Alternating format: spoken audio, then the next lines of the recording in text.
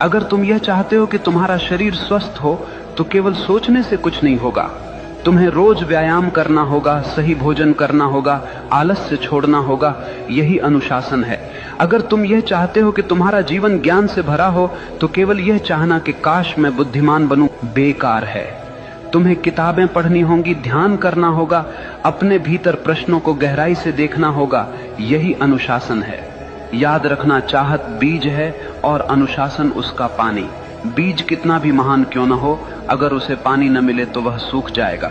ठीक वैसे ही तुम्हारी चाहतें बिना अनुशासन के मर जाती हैं। आज दुनिया में लाखों लोग सपने देखते हैं, लेकिन केवल वही लोग सफल होते हैं जिनके पास अनुशासन है, क्योंकि सपनों को हकीकत तक पहुंचाने का काम केवल अनुशासन ही करता है। और अनुशासन कोई कैद नहीं है, अनुशासन तो आजादी है।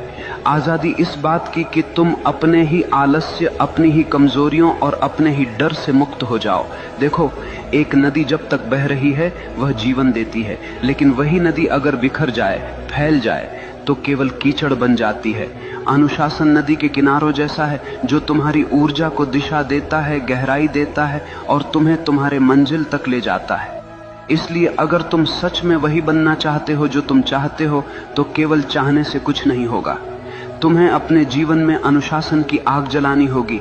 हर दिन, हर क्षण अपने लक्ष्य के लिए समर्पित होना होगा। और जब चाहत और अनुशासन मिलते हैं तो चमत्कार होता है। तब मनुष्य वही बनता है जो वह चाहता है। मनुष्य वही बनता है जो वह गहराई से चाहता है। लेकिन याद रखना, यह जीवन कोई खेल नहीं है, यह तुम्हारी चेतना की यात्रा है।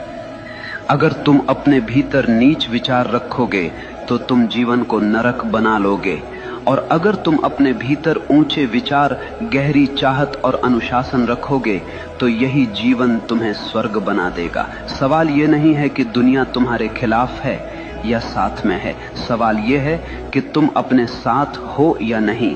अगर तुम अपने विचारों, अपनी चाहतों और अपने अनुशासन के साथ खड़े हो तो दुनिया की कोई ताकत तुम्हें रोक नहीं सकती।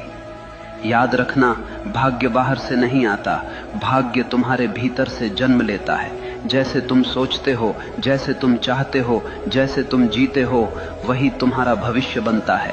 तो उठो, अपने डर को छोड़ो, अपने संदेह को जलाओ, अपनी चाहत को इतना गहरा बना लो कि वह तुम्हारी हर सांस में समा जाए, और फिर देखना पूरा ब्रह्मांड तुम्हारे रास्ते को साफ करने लगेगा।